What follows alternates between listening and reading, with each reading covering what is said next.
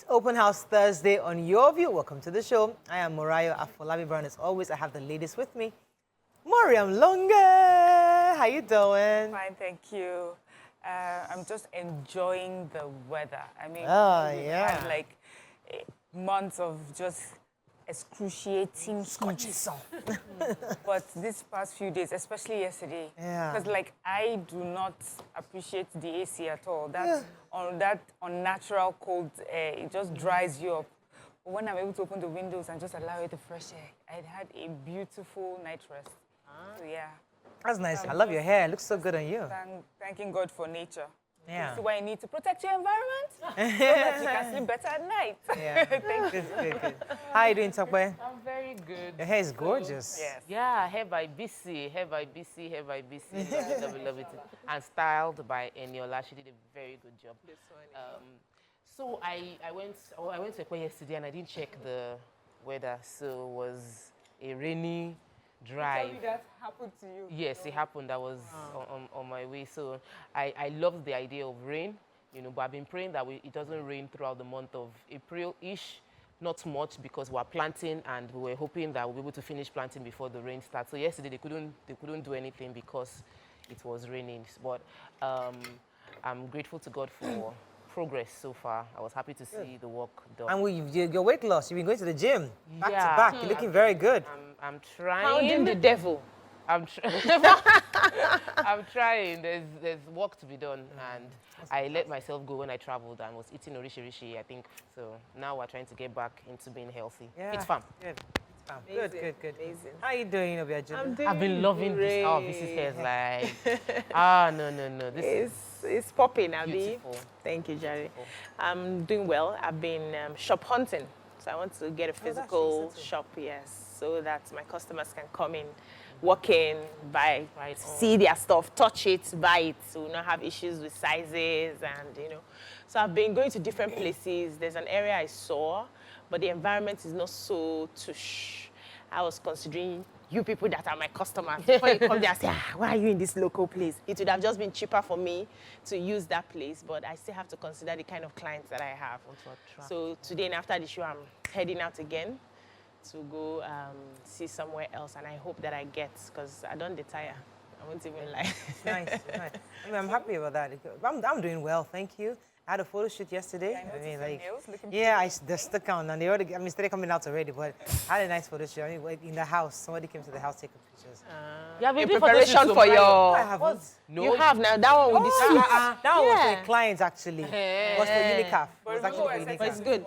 I said, this is your year of photo shoot. Yeah, right? You're always dodgy photo shoots and then... So the clients had me dig that those green ones was for a client. It was specific for a client. Okay. And then I did this one towards my book launch because I'm doing a bit of publicity towards my book launch. So I'm trying to do shoots towards it as I'm not talking about it. And I've also launched my weekly 10 I'm enjoying those. suggestions on 10 nuggets on what I've 10 learned in tips. 10 years, 10 tips, what I've learned in 10 years. And then that will be accompanied by photo shoots going forward. I'm just doing the best I can. I'm building the Morayo Afolabi Brown, the best I can. It's been 10 years. It's about time the brand brand, show up. girl. Yeah, the brand must be used properly. Well done. We get there. Okay, let's go on a quick break now. When we come back, we go through the front pages of the paper. Stay with us. We'll be right back.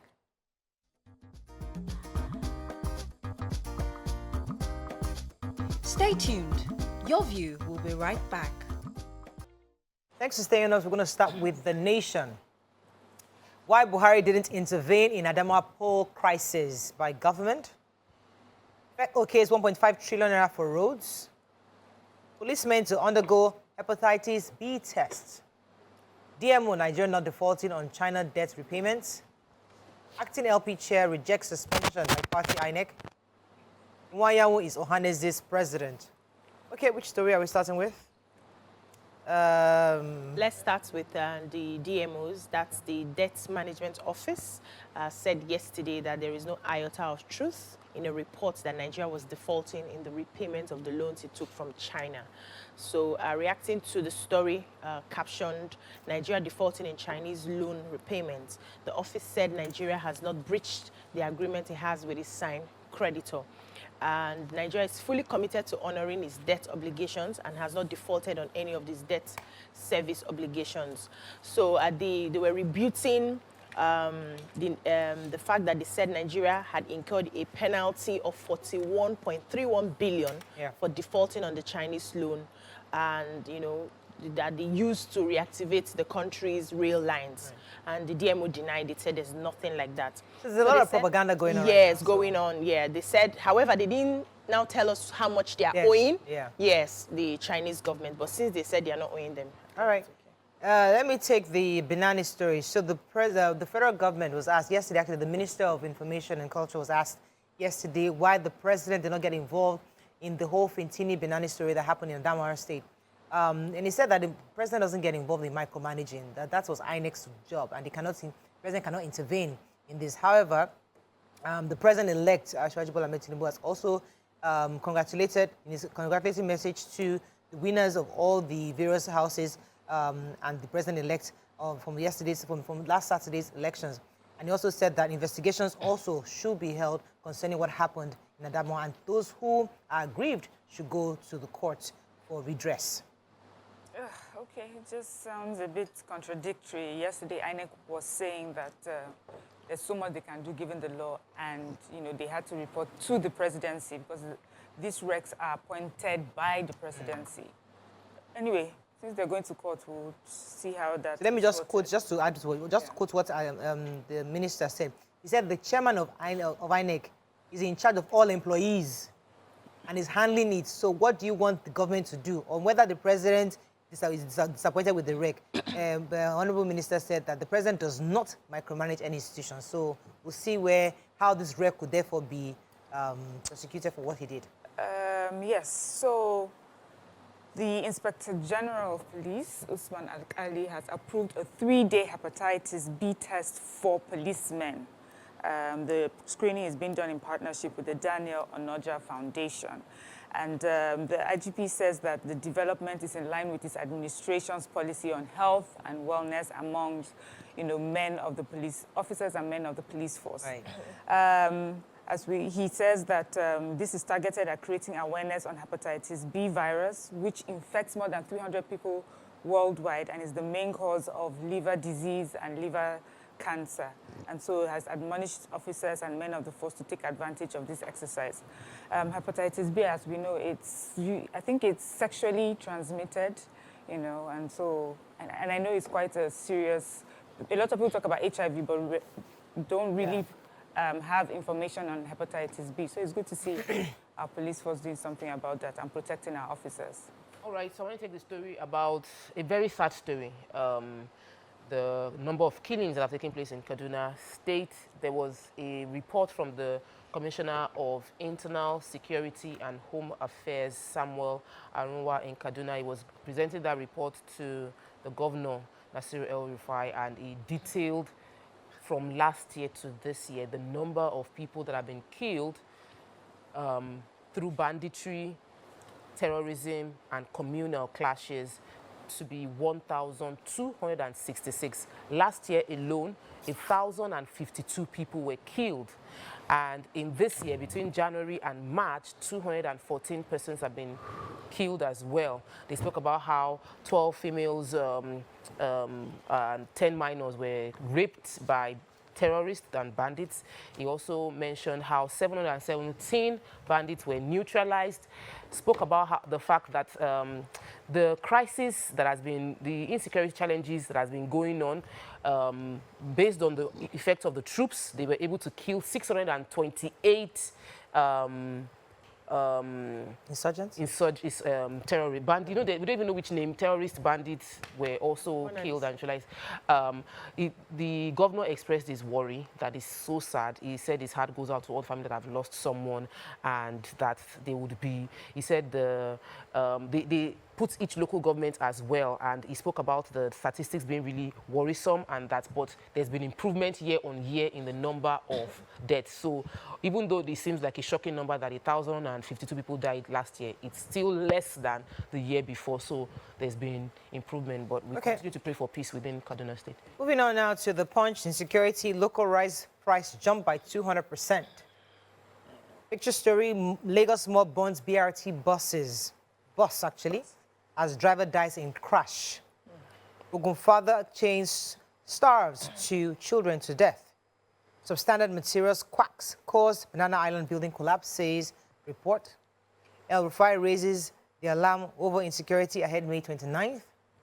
Adamawa Poll, police warned against cover-up. FAC allocation drops as federal government states share 715 billion naira. And Buhari returns, avoids Sudan airspace. Okay. Let me take the picture story. Go ahead. Here we go again with the way we handle things. So they say an unidentified commercial bus driver died yesterday in an accident.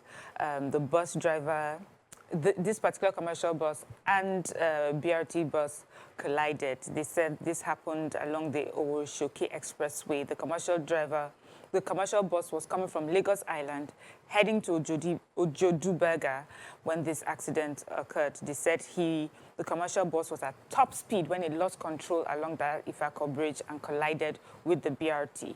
And when this happened, the people around, urchins, what do you call them, hoodlums, whatever, decided that the best way to handle this was to set the BRT bus ablaze. That belongs to all of us. I don't understand. About 7 people were injured in that crash. And then, anyway, government is saying, stop behaving like that.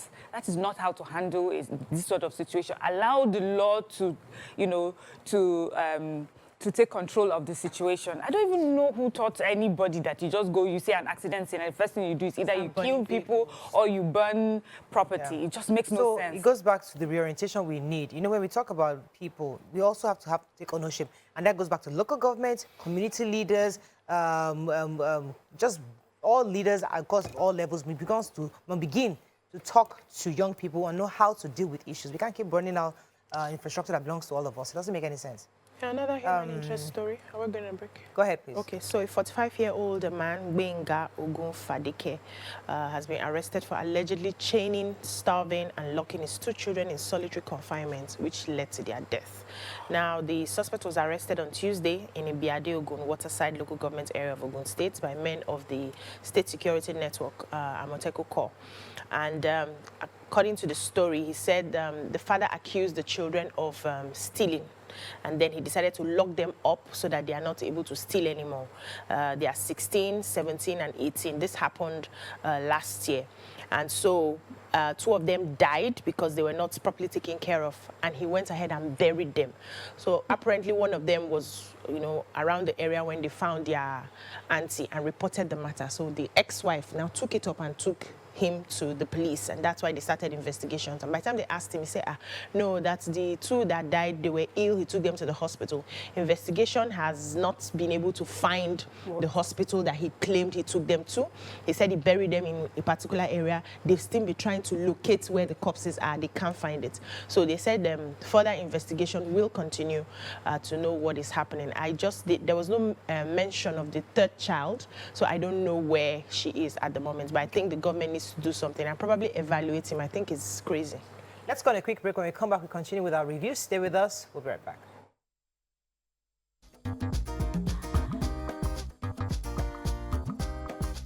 Stay tuned. Your View will be right back.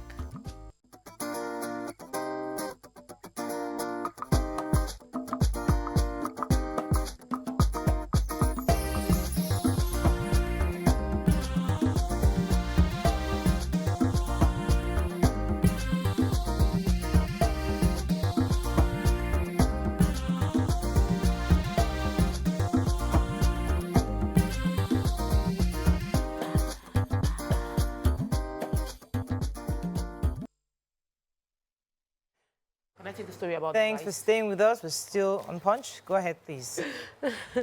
Overzealousness. So there's update on rice. They said that local rice, according to the papers, prices have jumped by over 200% in 7 years, and largely blamed on insecurity. So the report on rice was based on the fact that despite all the interventions by Central Bank of Nigeria, the data from selected food price watch report by the Nigerian Bureau of Statistics show that there's been specifically over 200% increase in the price of rice. And even though there was, the president flagged off the rice pyramid with the paddies, they said that after the closure of the borders, the report shows that after closure of borders, the inflation, insecurity, all of this combined together has increased the price. The Rice Processors Association of Nigeria Director General Andy Ekwelem said that that nobody in Nigeria can claim not to be aware of the fact that the inflation would affect rice. And he mentioned there was good news during the period when the border was closed. Many Nigerians had to eat local rice. And now that the border has opened, importation of rice from Thailand has increased again. That when they closed the border, it dropped and improved the system, but now it has gone back up.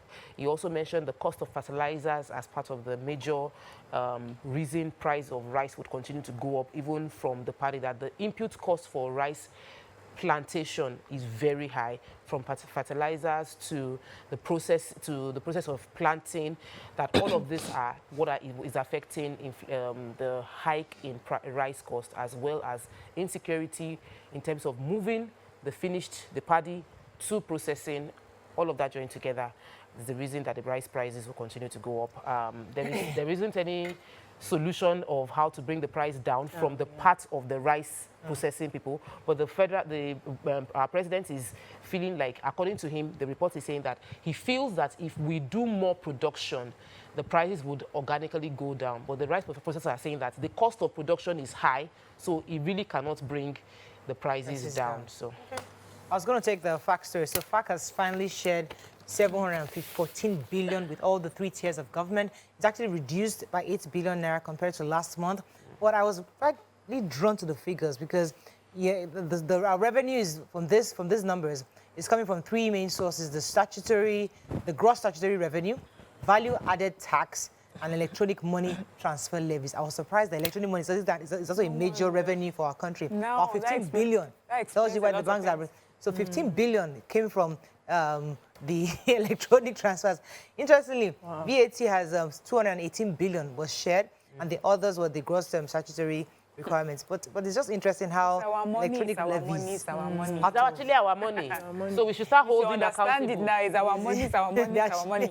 It's not their money. Okay, let us move on to Vanguard. Okay, Tinubu futuristic police inquest into Adamawa polls. Eid al-Fitr, federal government declares Friday and Monday. Gotta love Nigeria. 2 days public holidays. Romance scam.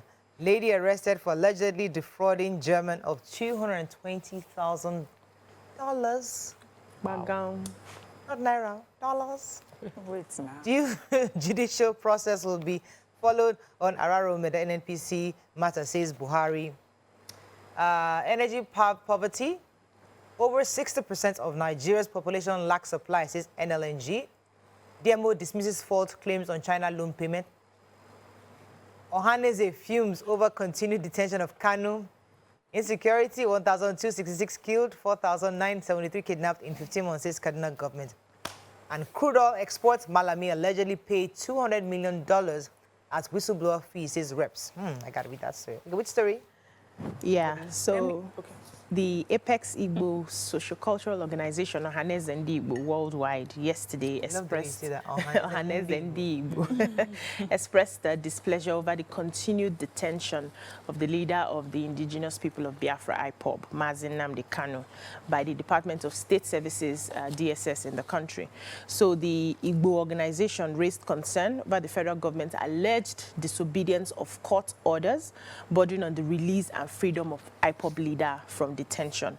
It went ahead to call on the federal government to address the health challenge facing Nnamdi Kanu, and they are appealing to the federal government to allow the IPOB leader to go for medical treatment urgently. So according to the story, they said, in strong terms, we frown at the level of injustices meted out on our brother Mazi Nnamdi Kanu, especially as it borders on his health and the federal government's continuous refusal to obey court orders. Security of lives and property are the fundamental responsibilities of every government, and Mazi Nnamdi Kanu's life is now at stake. And so the appeal is for all the quarters that are supposed to respond to the court order, release him so that he can go take care of himself. They also said that the governor of Anambra State, Soludo, has even agreed to shorty for him when that release comes. And so they are calling on the federal government to do the needful. So we have a 21-year-old girl called Lady Atwona Chioma. She's been arrested by operatives of the Police Special Fraud Unit in Ikoyi here in Lagos for allegedly defrauding a German citizen of $220,000. They say she's also a graduate of economics from the Nnamdi Azikiwe University. They said that she lured a 50-year-old German on Instagram, and she feigned romantic intentions towards him to the point she encouraged him to sell his property in Germany and asked him to, send the money to her, and they were going to settle here as husband and wife. Wow. In fact, it was with the, I don't want to say connivance, or the collaboration of her family. They did like a traditional wedding. He came to visit. They did a traditional wedding or introduction in Akwa Ibom. So she's been arrested and she's been asked about the proceeds, what she's used the money for. She said she bought 2-room flats somewhere in Lekki, and that the rest of the money she spent on her mother's medical bills. Wow. But I was looking for the place that confirms that she defrauded.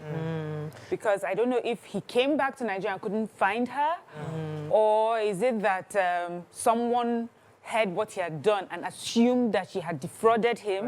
I'm not saying, I just wanted to find more specifics. Yes. Could it be a love relationship gone sour? I just would like to see more information, but just based on this report, it does not really tie it for me. Okay, so the House of Representatives had ad hoc committee that is investigating the 48 million barrels of crude amounting to $2.4 billion and crude oil export to China from 2014 to date, said they have uncovered the payment of $200 million being paid by the Attorney General to whistleblowers.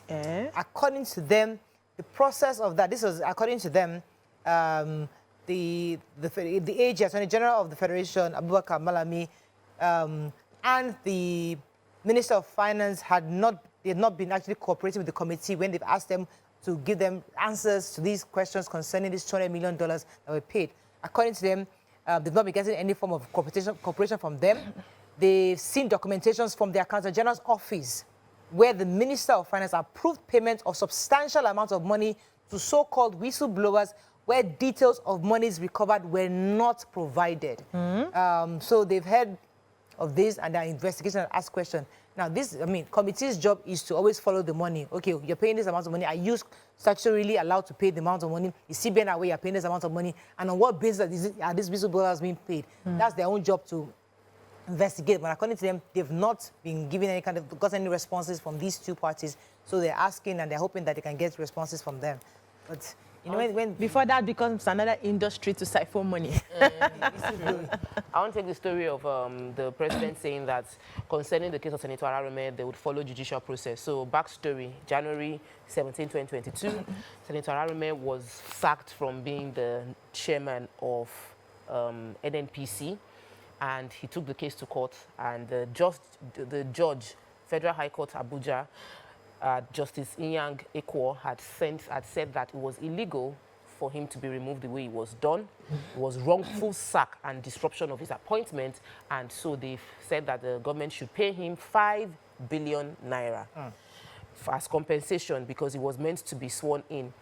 They also said that every process that the NNPC board, any decision made by NNPC board during the past 1 year is now null and void. Wow. And the presidency, through Femi Adesina, said that according to them, they have already allowed they are going to allow the due judicial process take place, but the Office of the Attorney General said that they haven't received a formal ruling on this situation from the courts, and so they are waiting until they get it and they will respond to it. But Nigeria, when they find us, these are monies that we can avoid. If we have to pay it just by following due process, we should just do things right.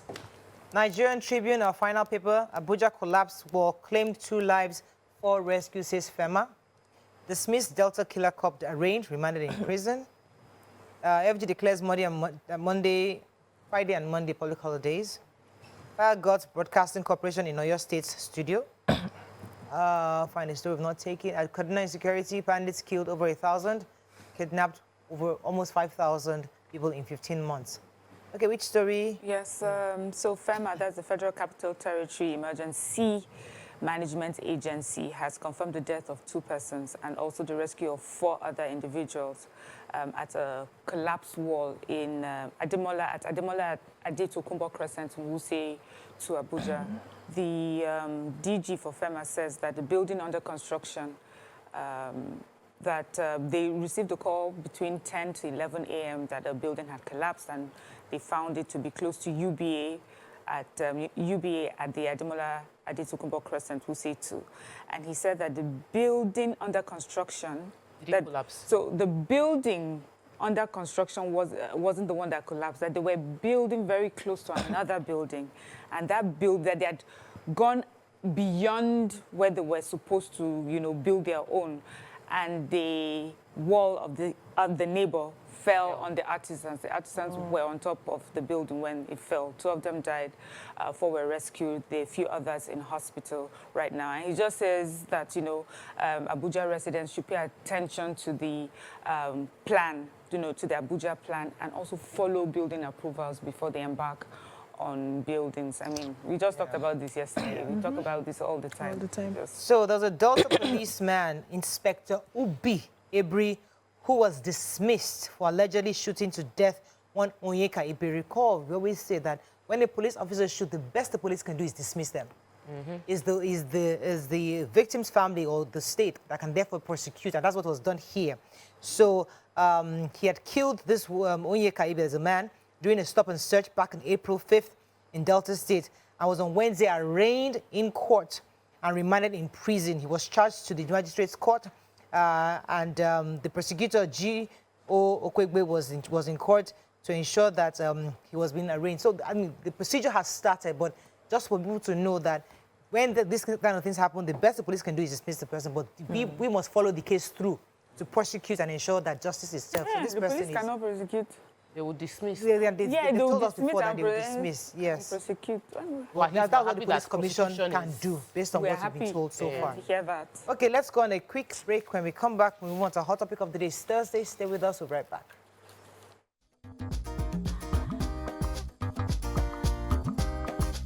Stay tuned. Your View will be right back.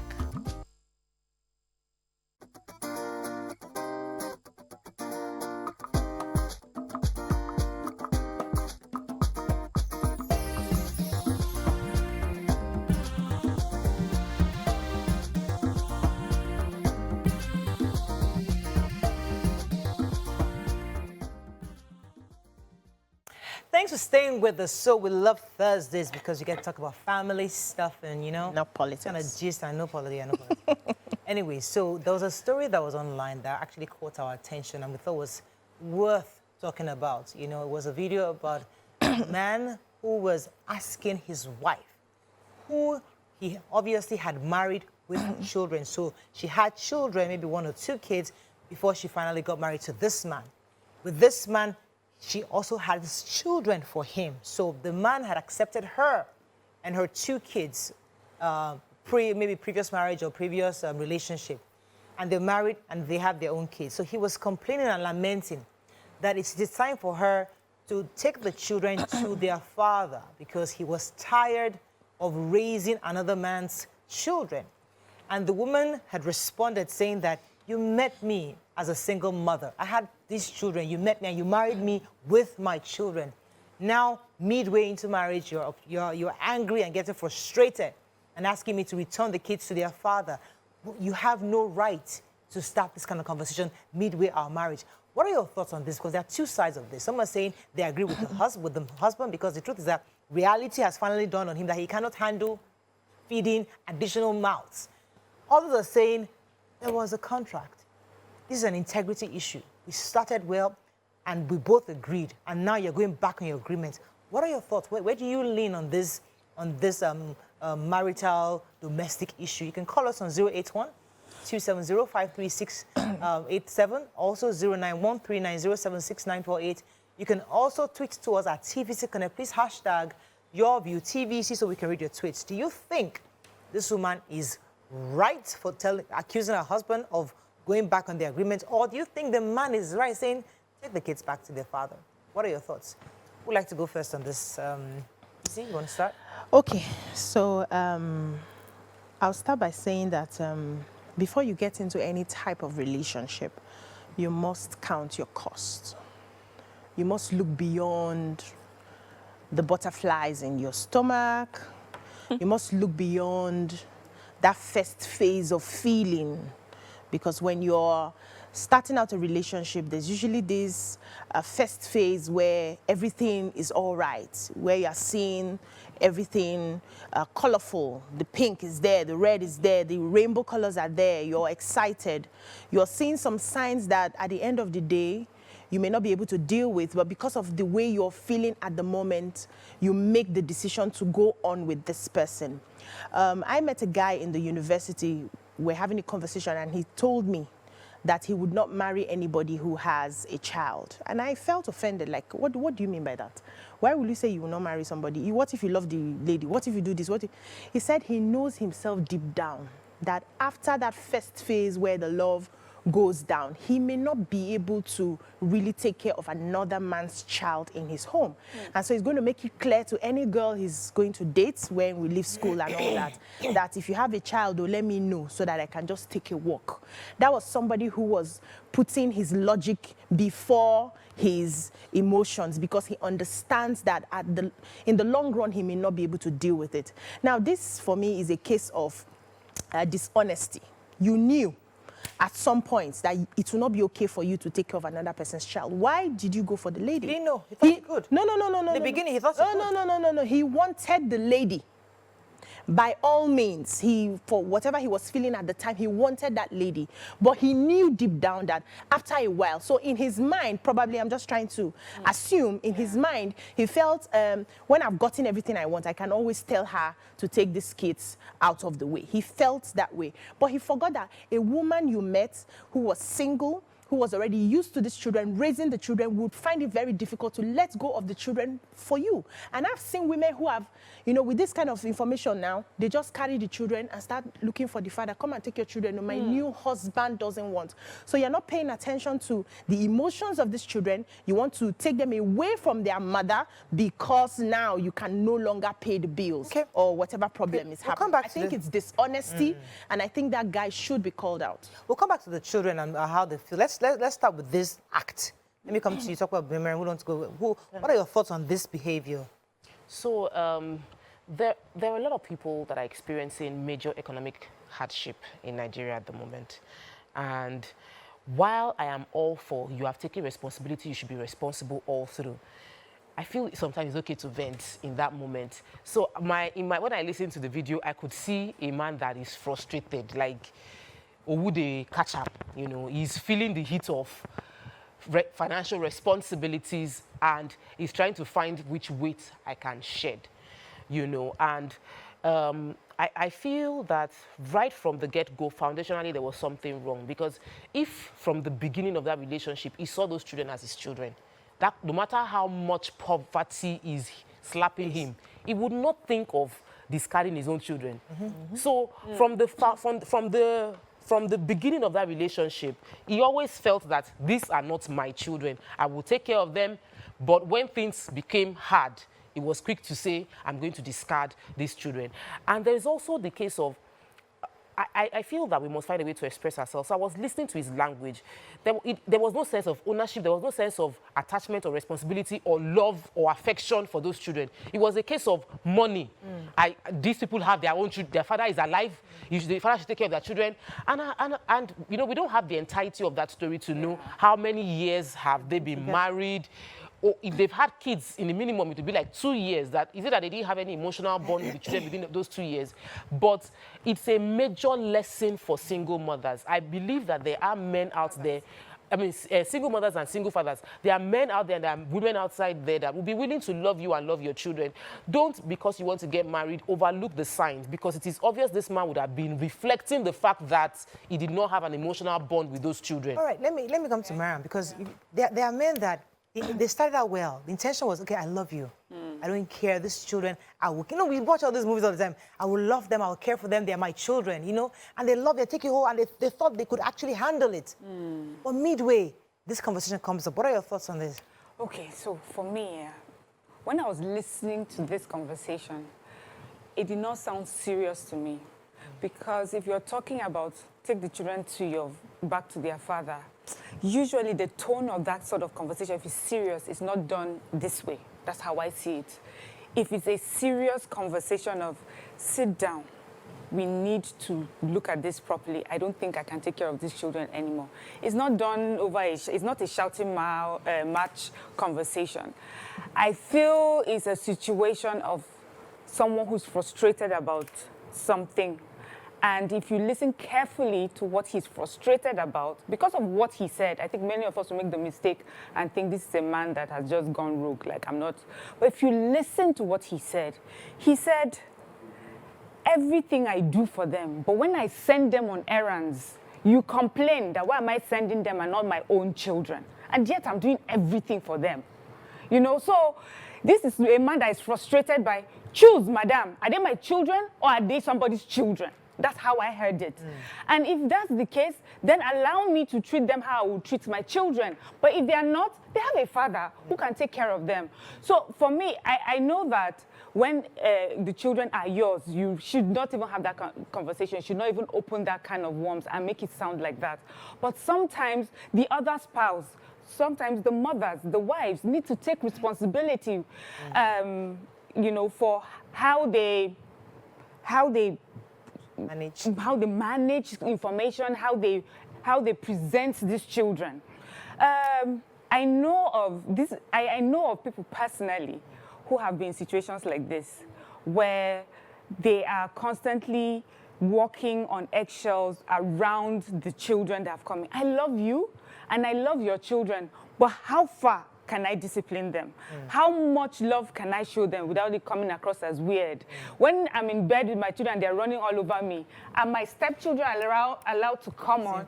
When I punish our children, would you say, how come the strokes for this one was 6 and the one for this one was 4? So you are not sending me mixed messages. Yes. Auntie, I'm tired. Let's choose. So for me, that's where I saw the conversation was. All right, we're going to go on a quick break. When we come back, so we're going to zoom. So you're right. If we look at it properly, we can dissect it. But as usual, we only use these stories as a reference. But the real conversation I want to talk about is when you're married in this situation, whose responsibility is it to raise those children? Stay with us. We'll be right back.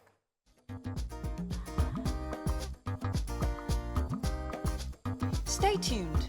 Your View will be right back.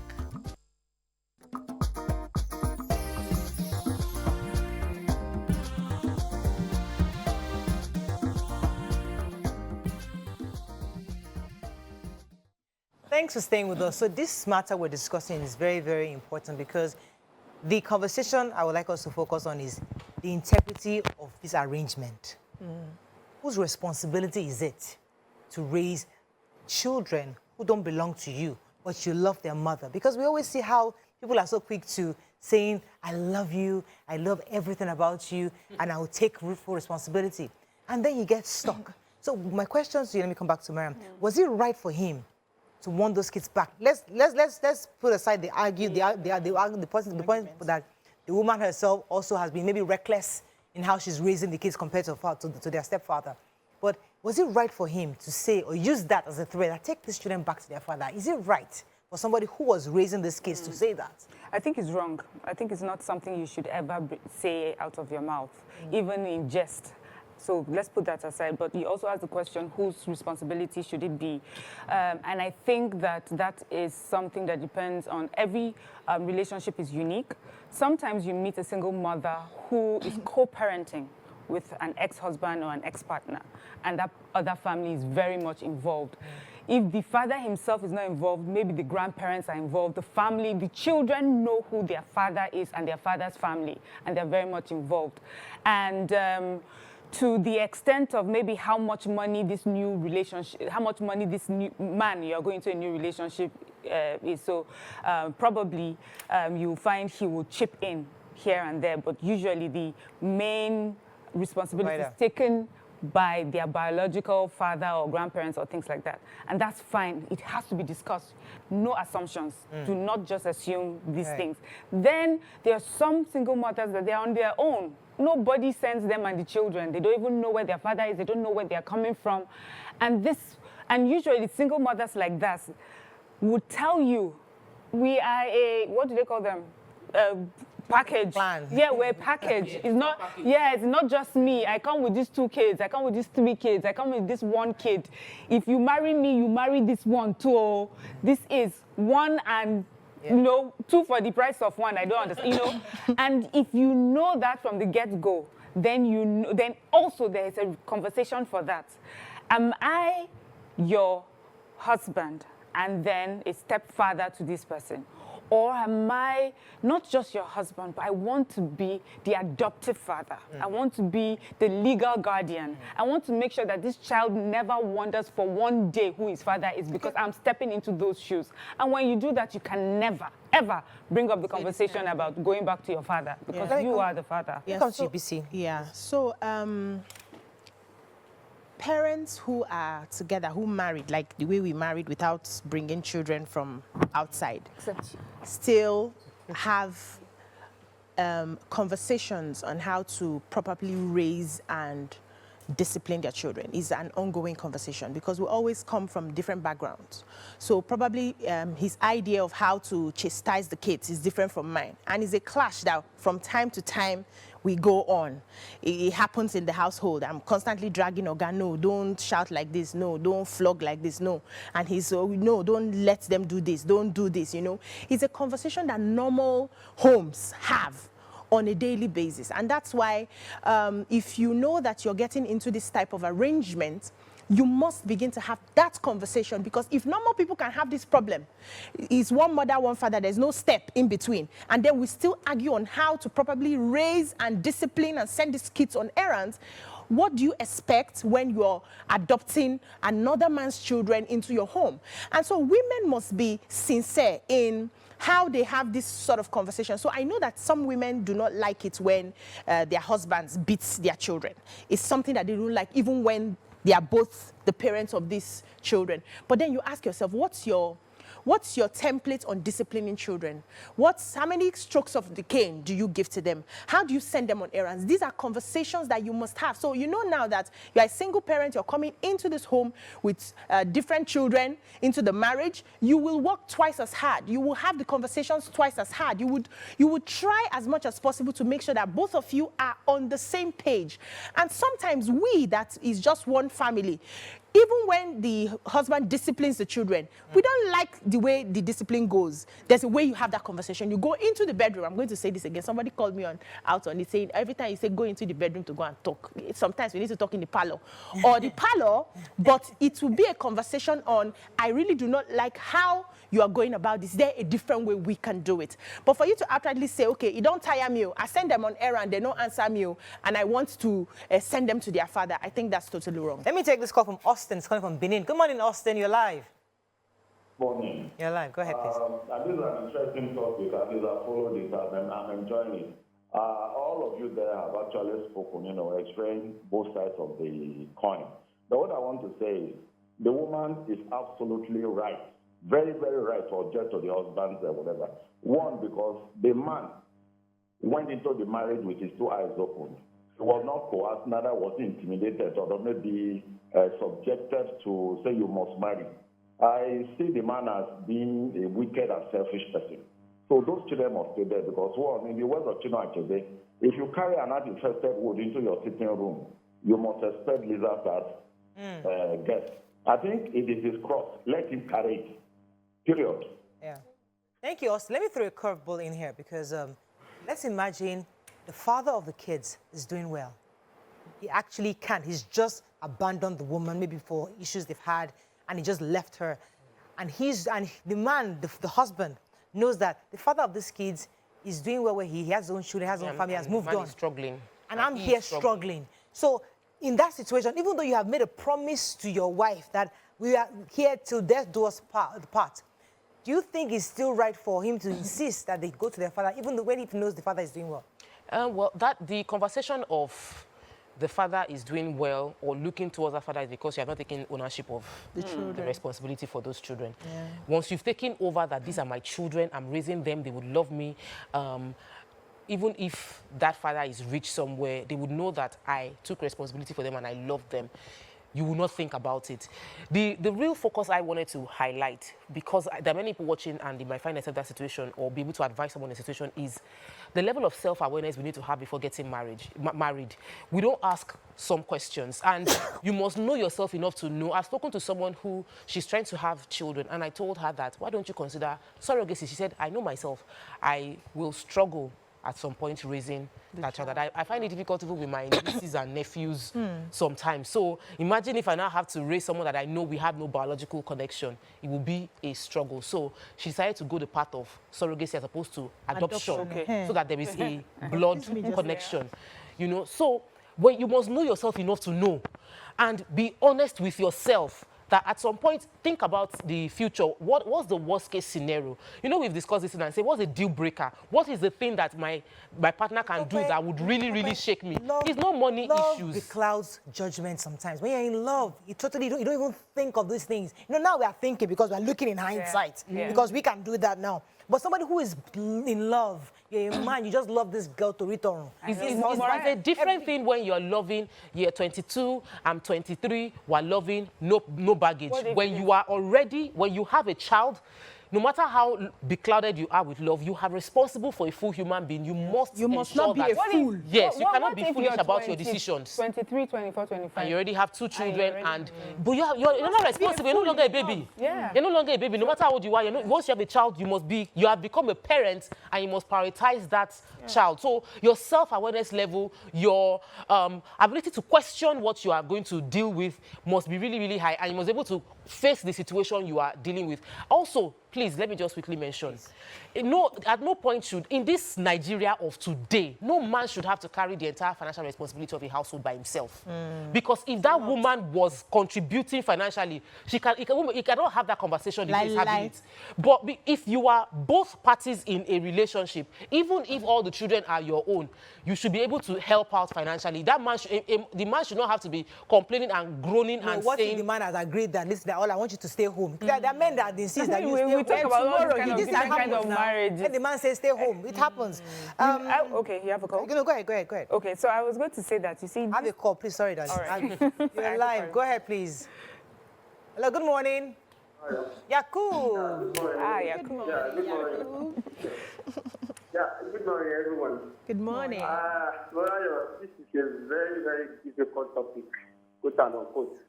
You see, you all spoke very well, and then I agree with you all.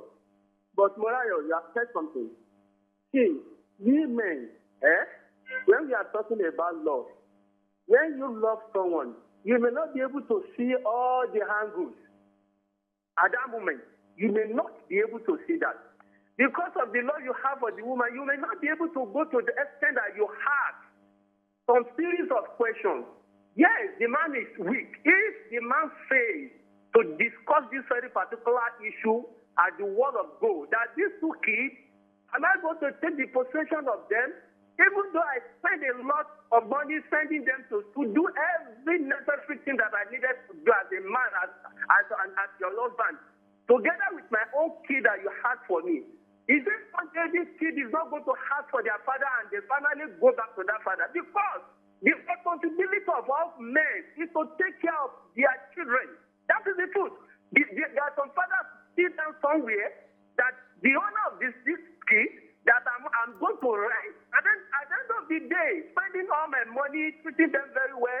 At the end of the day, when the children have gone mature, they go to university, and then they're matured enough to take their own decisions. And ask the woman that, where's their father? And at the end of the day, the woman says their father is somewhere. They look after their father, and then they go back there. You get it? So what is going to be the gain of the father and talk them? So this question, this very particular topic is very, Thank you very much, Raku. Let me go on a quick break. When I come back, we'll continue this conversation. Stay with us. We'll be right back.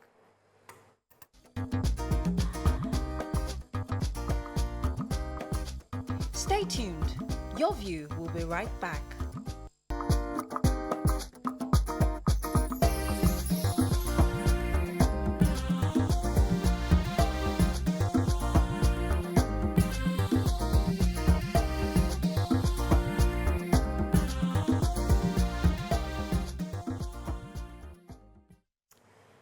Thanks for staying with us. We're still discussing this matter. Mariam, we're going to say something before the break. Go ahead. So I was going to say that, at this table, we're going to make some apologies. You know how we always hear about our older generation? And one of the things we hear them about is how they are too involved in our personal. Why is the in-law putting their mouth? Why is it auntie and uncle putting? Because they know when you are in love, you need extra pairs of ears and eyes to help you. For people who already are coming with children into marriage, I know that parents or your older generation would sit you down and ask you, are you sure? And at that time, you'd be like, love conquers all. Yeah. I'm sure I love her, nothing can change it. Like, wait, uncle, what if they decide giving you scenarios? What if this and this happens? What if this and this happens? Like this. Sometimes it's not to even discourage you. It's to even test to see if you're ready for what would happen, how you would handle it when this happens.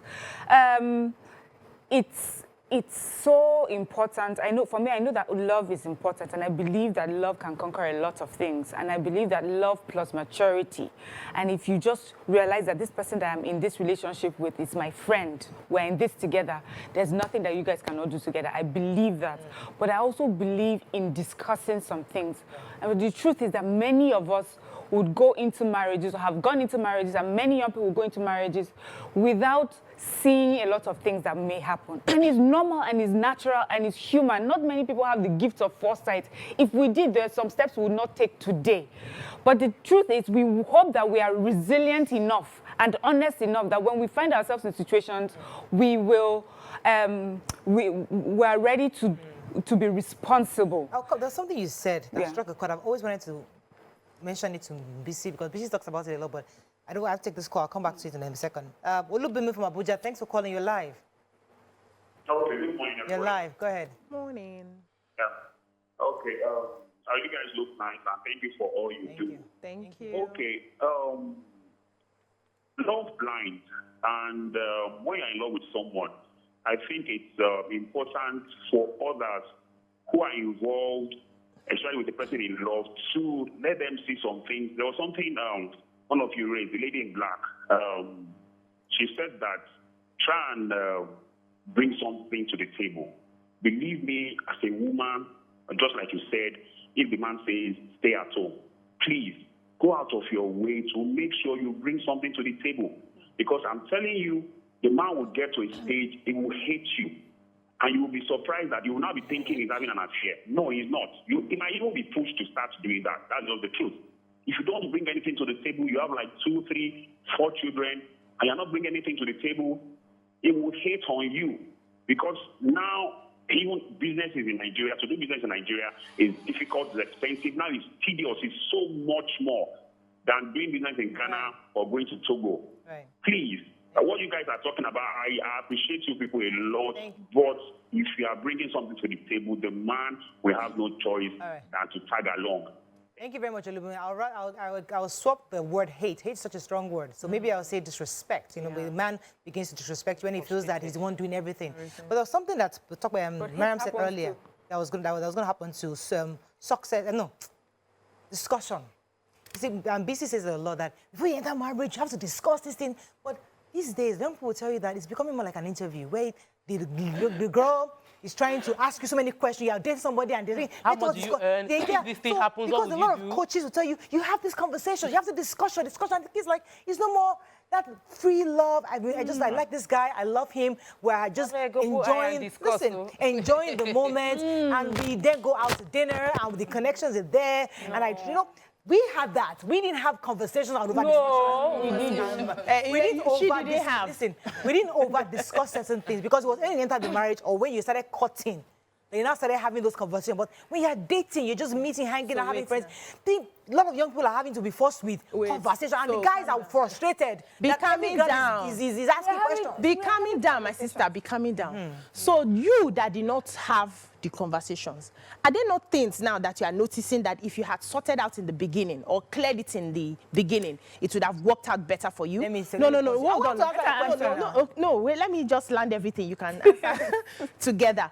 The idea is not for you to just be having interview sessions when you go out. today. Sounds like you now bring your list. That's okay. Your notes and pad. Do you do this? The idea is for you to understand the values of the other person and check if your values align.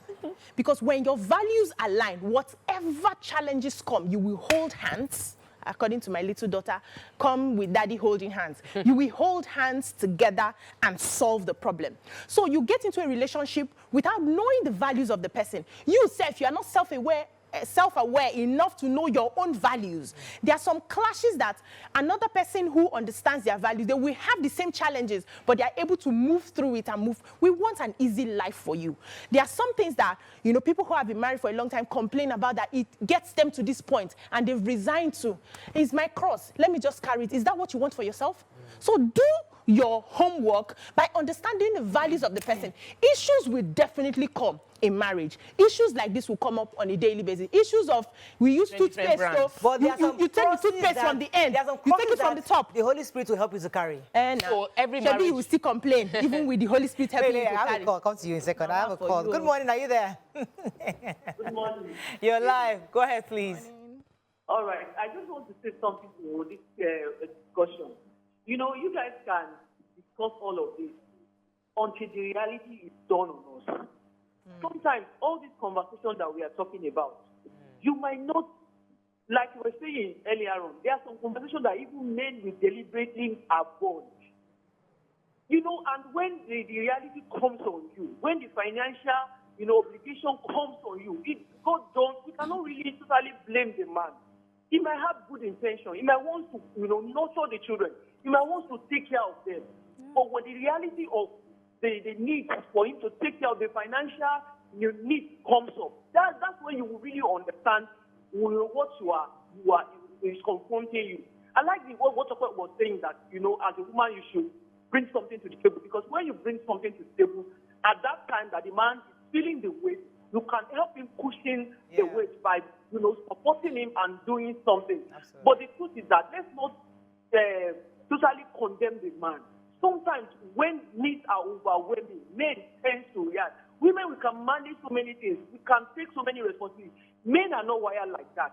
I'm telling you, women can manage so many things. But when challenges are too overwhelming, men are like babies. Yeah. Thank you, Abosede. Before Tomek jumps in, 2 words. Challenges bring out the core of you. A kind man will not suddenly become wicked with challenges. My sister. And that's why you must find, even if you don't have the total picture of the core of that person, you must find a similitude of what they believe in, what their values are, what their beliefs are, because that is what will come out when the challenges hit. At some point in our lives, we have been faced with very tight challenges that, okay, how do we pay the bills? How do we do this? How do we do that? That is when you see the core of the person. Let me ask yourself, is this core? Is this core? Am I okay to deal with this core? Once you know that the core aligns with you, whatever happens, I'll come to you. Conquer. Obiajilu, yes, imagine your brother for a second. Is in love with Aisha. Aisha has 2 kids. And your brother is a good person. He loves it, everything, and he has given everything. And then these 2 kids are now, like my own kids are 9-year-old. They eat 1 loaf of bread, it's done. So somebody else is there, they're in your house, they finish 1, 2, 3 loaves in the minute. And guys, then your brother is thinking, our own child is just 10 months old. He's just taking green meal. I'm here feeding these kids.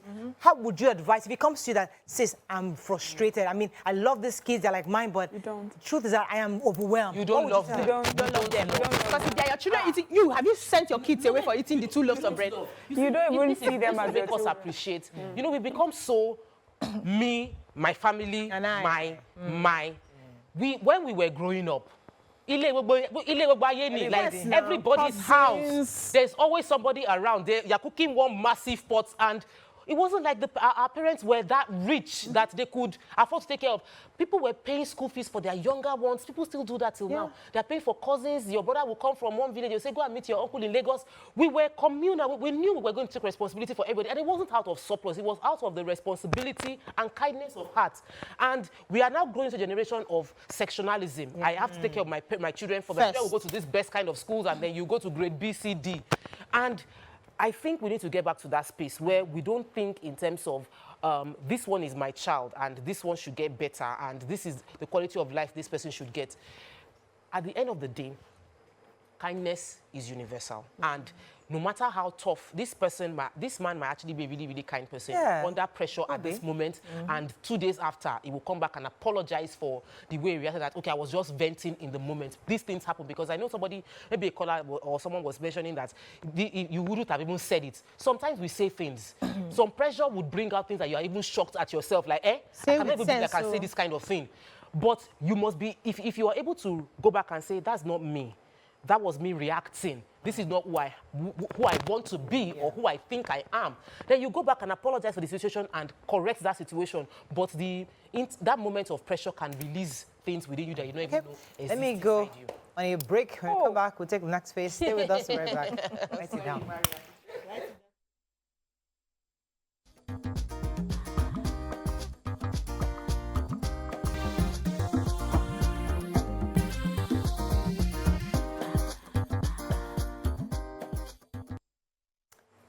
Thanks for staying with us. All right, there was a story that I was going to come to you, Mary, in a second, but I remember while we're talking about this.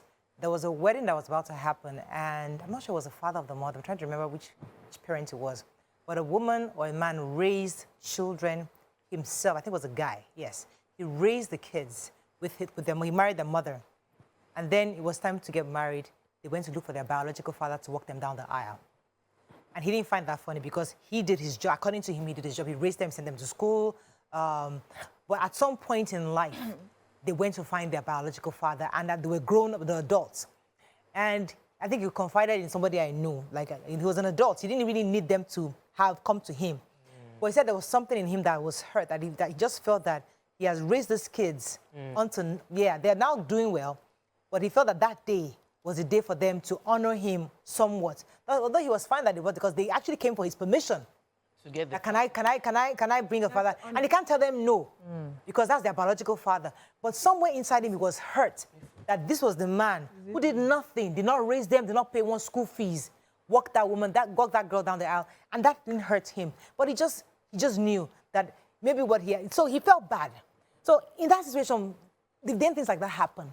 It kind of then reminds you of maybe he should have done what this man did earlier, that carried these kids to their father because I can't raise them.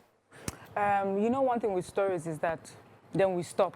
We never ask of what happens afterwards. Because you may be surprised that the children came to the realization and, you know, come back to even ask for forgiveness for that behavior. Because if you do truly raise a child as yours and you show the person love, just raise that person as a parent. They don't ever forget it. And even our children make mistakes. Our own biological children make mistakes. And, you know, sometimes as adults, we let them live with their mistakes. Then when they come by themselves, realize what they've done. So probably that's not how that story ends. And if it even ends that way, you know, as Christians, as believers, your reward is in heaven. I've never shared this, but I will today. So when my dad died, my father's family was just completely out of the picture. And my stepfather was there, you know. And at my wedding, my mother went to go and calculate this. That means she went to go and dig up the father's family. I don't know for, you know. What reason? For what reason. And so there's a part where you come and sit with your parents. And I came and I saw a strange-looking person sitting beside my mom, like, hello? What's happening here? Who is this? And I see my stepfather sitting further away. I insisted right there that he be put right next to your mom. Right next to my mom. And then we continued because it doesn't make sense to me. And so, you know, some people are aware early, some are not. And also, my mom did that not because she thought they deserved it, but because society, culture, they need to know that she comes from somewhere. You know? But it does not matter. For me, what mattered to me is this person, however he turned out, he was the one that was present. And so that was taking me to the next point I was going to make, that many people also think that this relationship, stepfather, stepmother relationship is about money. It's not always about money. Sometimes the stepfather can even have more money than the biological father, and the stepfather decides to give you only money. But the child is seeking love, is seeking support, is seeking identity. So he's seeing his siblings with their father, and I'm in that house, but I can see I'm treated differently. But we go to the same schools, we travel and do everything. That child is not happy. So sometimes money is even the smallest of things to worry about. I would appreciate a man who, you know, gives all that, who is able to give all that. And some men have even, and it's unlikely for a decent man who's decided to take on children to say, you know what, their biological father is making so much money. Let's go and ask the man, or why don't you? In fact, most men would feel insulted. They'll be like, yes, I have only 13 naira, and that's the 13 naira I'm going to use to raise all my children. I am proud of it, and they'll be proud of me. However, he and his millions can go and do whatever they want to do. Most decent men would not go cap in hand and be asking. In fact, if they do that, the wife will be worried, you know. And there have been situations where men have done their best, raising children that are not biologically theirs. And then you have the wife go behind that man's back and goes cap in hand, asking from biological father that was never present, never wanted to be present, and is asking for money and making this person. So there are different dynamics, but truly I believe that a man who decides that these children are mine usually faces his front, and that's all he... If this lady now in question was your sister, she's your sister, and it's like, she's telling you that her husband is asking her to take her kids back to her husband, to her ex or whoever it is, how would you advise her? So I would ask her what is most important. So I'll start by asking, what was the conversation people had in the beginning? Okay, promise he was going to look after the child, he was going to do this, he was going to do that, but now challenges have come, we are not able to pay bills, blah, blah, blah, blah, blah, blah, blah. Then I will ask, so what is important to you right now? What do you want to do concerning this? Would you want to give up your children to stay in this marriage, or would you want to, if he insists, take yourself out of the marriage with your children? The decision is hers to make. But I also wanted to point out something. I know that I've not gotten to that level where I've raised another person's child and I'm expecting returns. But I think people need to understand that the choices of the child will be the choices of the child later on. Whatever you're doing for any child in your care, do it for God and move on from it. Do not expect any. That's one of the ways that I'm beginning to manage relationships. Do not expect anything. Because the child can wake up tomorrow and say, is that one that I've not seen since I want to go and look for? He's the one I want to come and sit here. If in the other, you know, after a while he realizes that, okay, I did the wrong thing and comes to apologize, fine. However, accept it in good faith, because you cannot determine the outcome. You can only control what you have power over. You cannot determine the outcome of another full-blown individual. And so that you don't break your own heart, raise the children and raise them the best way that you can. If they choose to go and look for their biological father, I don't think you should feel bad that they did that, because you cannot control that outcome. Then secondly, aside from the conversation that I advise you must have, observation is the most important aspect when you're dating. Oh, yes. You must look. Non-verbal. And look beyond what is being said, because we have realized a lot of people say lies. They say what they don't mean, but their actions show something different. How does he treat his nieces and his nephews? Is he someone that is always irritated when children are around him, and you think after a while he will keep loving your children that way? He won't do that. So observe him while he's telling you, I love your children, I'm buying meat pie for them, I'm paying small money for them. Observe how he treats them. Observe how he treats his neighbor's kids that come around him. Observe him. I always I'll come to you. Just say it 2 seconds. I get messages a lot from viewers, young girls, and say, oh, I'm dating this man who used to be married. How did you know that's your husband? I always say the good part of dating someone who used to be married is that, or has children, is that you can see firsthand how he treats. You are getting exposed that 2 singles will never have. At all. Sometimes. Take Akin. Good morning, Akin. Are you there? Thanks for calling. Good morning. Thank you. You're live. For having me.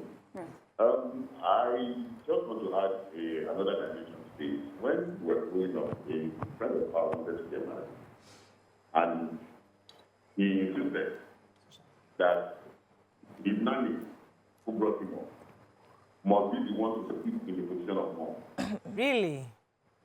Yes. Why? Because that was the mother he knew. See? So The mom was there, but she was a career woman, but he insisted that it must be his nanny. That's there.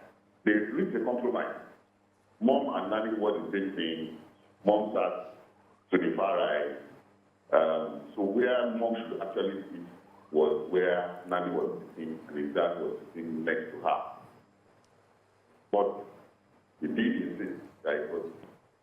Which is what Mariam said. Raising kids is not only about financial, it's also the emotional connection. So maybe the nanny had the emotional connection, but mother probably provided the finances, but was never there, provided everything that you have. Please let me answer the question you asked, BC, concerning if this is the experience of someone I wanted to advise personally. First thing I'll say is, when I listened to the conversation, she wasn't listening. She wasn't listening. And many of us don't listen. Many of us just hear and reply. Whenever we're having when the conversation is tough, the onus is on us to actually listen to what is being said and what is not being said. And question to get more. Why are you saying this? What is changing? What is happening? Because until you properly diagnose the problem, you cannot provide a solution. And in most cases, people are just saying, no, how can you say that? You know me before. No, that won't solve the problem. The first thing is, why are you saying this? Today. Explain to me, what did I do wrong? What did the children do wrong? How can we do better? What is the problem? Because you were not like this before we got married. Something changed. So when you diagnose what that problem is, you can then identify what are the possible solutions, what can we do, how can we improve on this situation. But listening carefully for me would be the first advice that I would give that person in the situation. Then every other advice that we see. Fantastic. Can I? Very quickly. Okay, dating. Which I just wanted to say that it's not because I remember one time on social media, this went viral. Someone said he invited someone out to date and immediately asked her, what are her first five something goals? And then what's her 5-year plan? She was like, bros, please bye.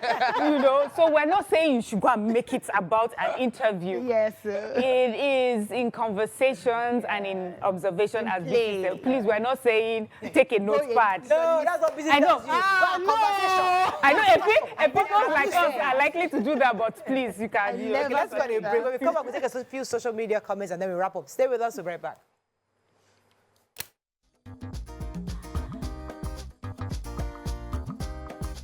Stay tuned. Your View will be right back.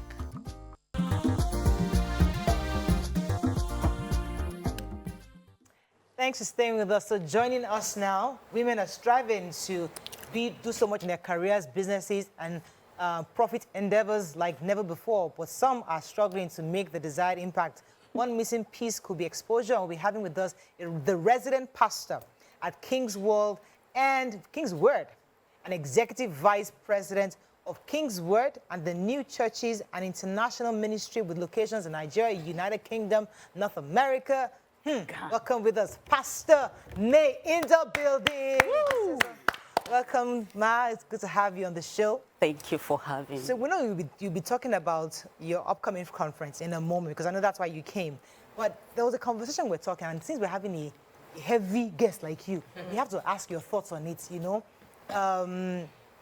We had discussed the fact that a man married a woman who already had children, and they were fine with it, and all parties were okay. Midway in the marriage, he's now complaining of the additional responsibilities and asking the woman to return these 2 children to their biological father.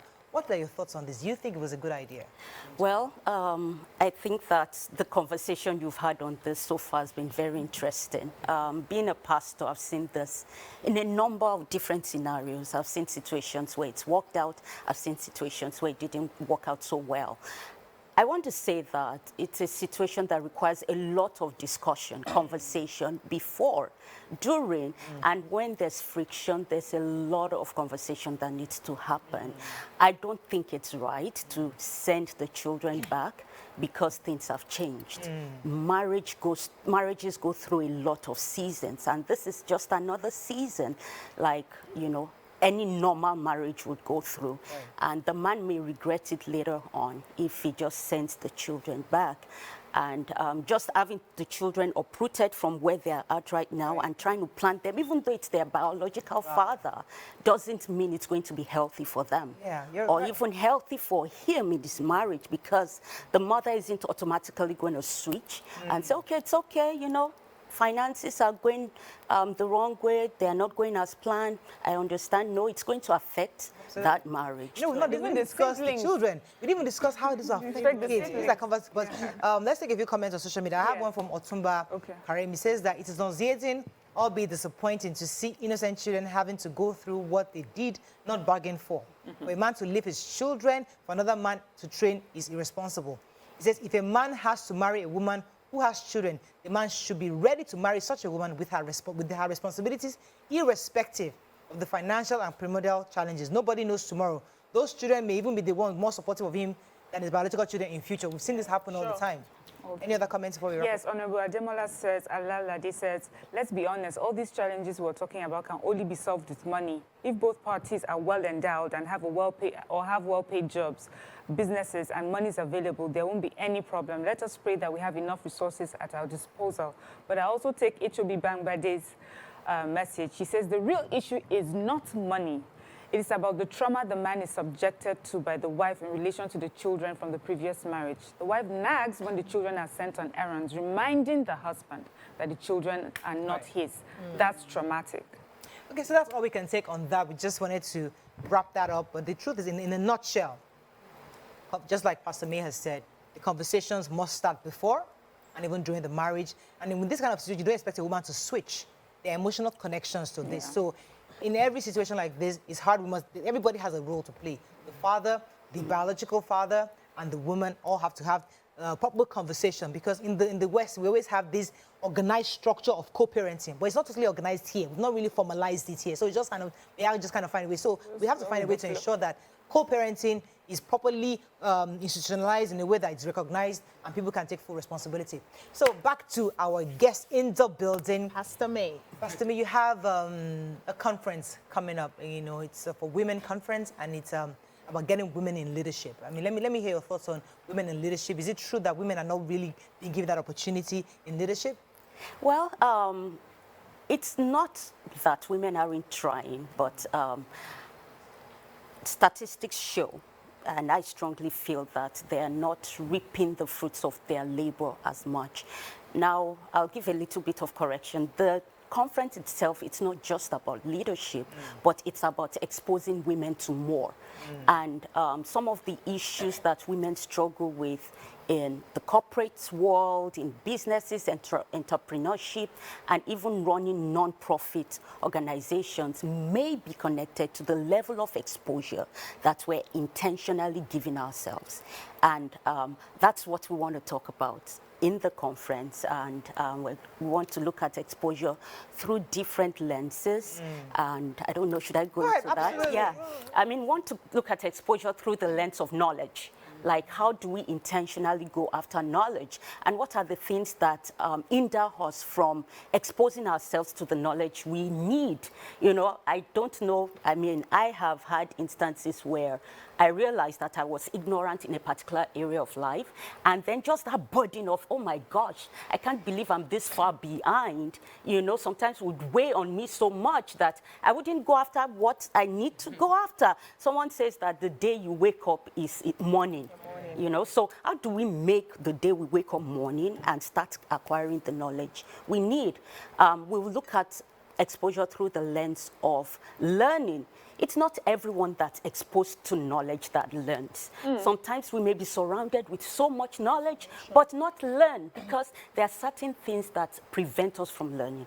One of such things is bias. If we have a bias against the person who is trying to give us the knowledge, something is going to switch off in our minds. Oh, he's too young, he's too old, he's not relevant, he's not married, he's not this, he isn't that. You know? So, I mean, how do we stop our biases from hindering our learning? We'll look at exposure through the lens of relationships.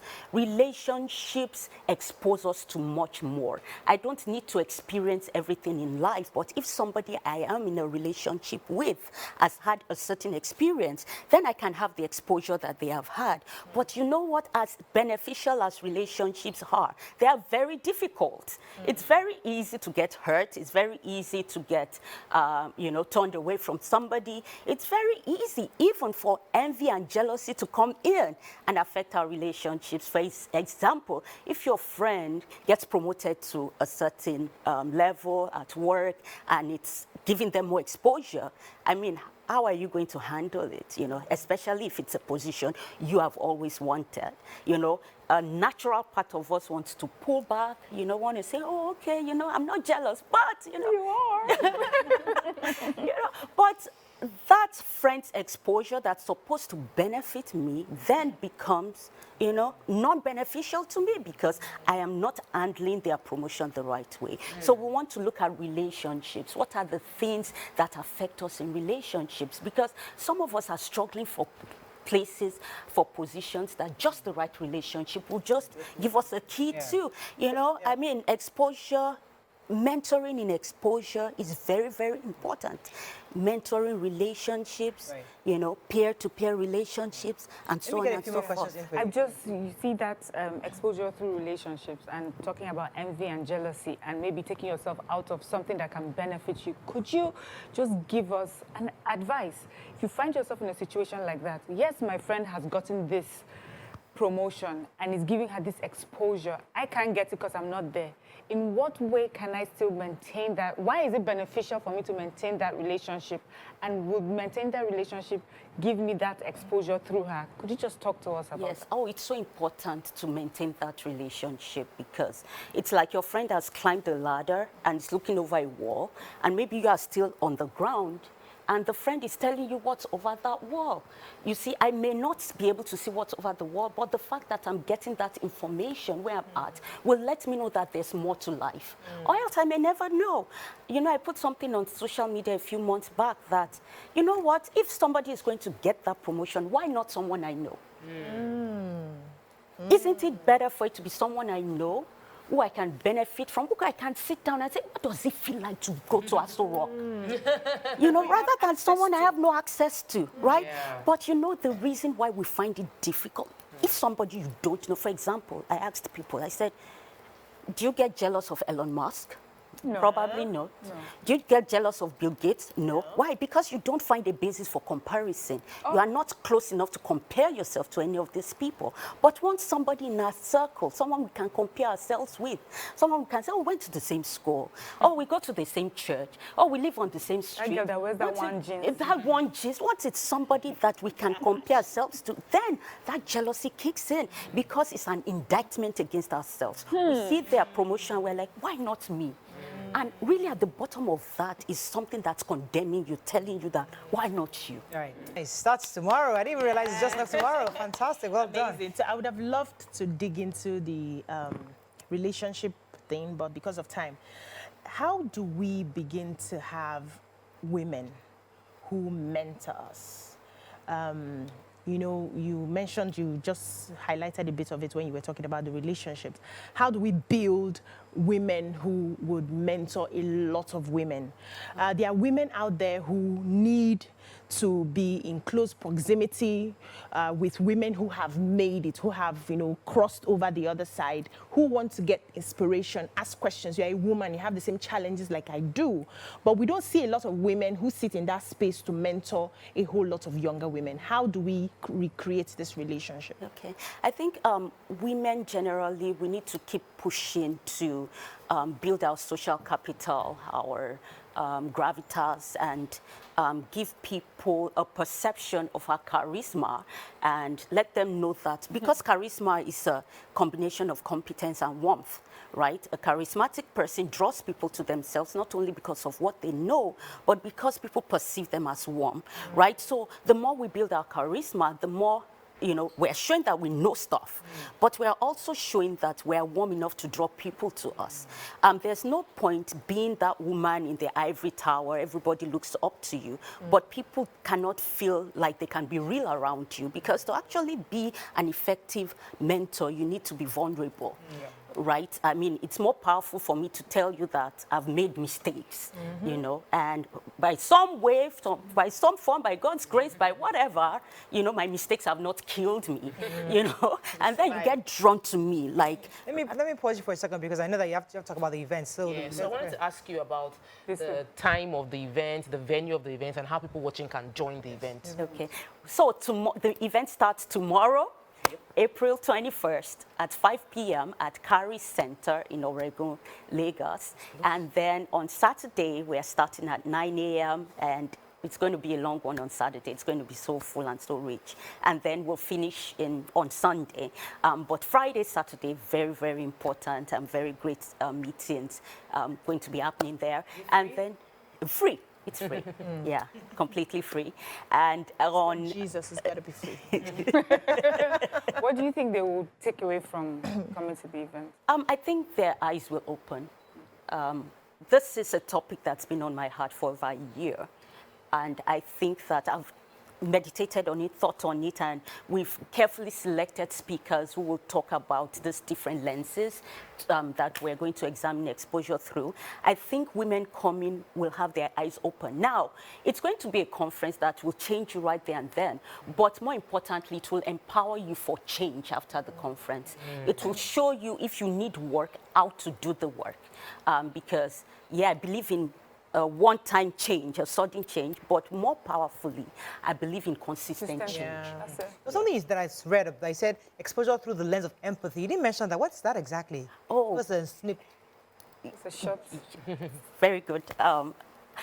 For those of us that feel called to serve people, you know, that feel like the calling on our lives is to make a difference in people's lives, we need to empathize with the people we are called to serve. We need to have exposure to the pains they feel. That is going to dictate the kind of passion with which we're going to execute on our assignments. But if we just dole out solutions that don't work, just do this, just do that, without feeling the pain, without knowing the work they went through. You know, we just talked about the woman and the, you know, the mixed marriage and all that. While we talked about it, we're going into some of the pains that this kind of situations come with, you know, but sometimes when we're called to maybe even preach, we can be very, very superficial with our solutions. Very preachy, give you a few scriptures and say, go and be well, let it be well with you, without understanding what's happening with that single mother. Why did that girl go into prostitution, right? Why did they fall into that lifestyle? Understand some of the pains there. It will make us more effective. Is there room for people to join virtually? Yes, there's room to join. Go ahead and register bit.ly/exposure 2023, bit.ly/exposure 2023, all lowercase, and register. You'll get the link to join tomorrow. Fantastic. Amazing. All done. Congratulations, and we're wishing you the best on the conference. I hope to have you back again next year. So you do it every year? Every year. What edition is this? This is, oh my. Can't remember. It's been a while. Remember, because we took a break during the pandemic. All right. That's all we can take on today's show. Hope you learned a few things as we have. Have a great day. We'll see you tomorrow. Bye for now. Bye-bye.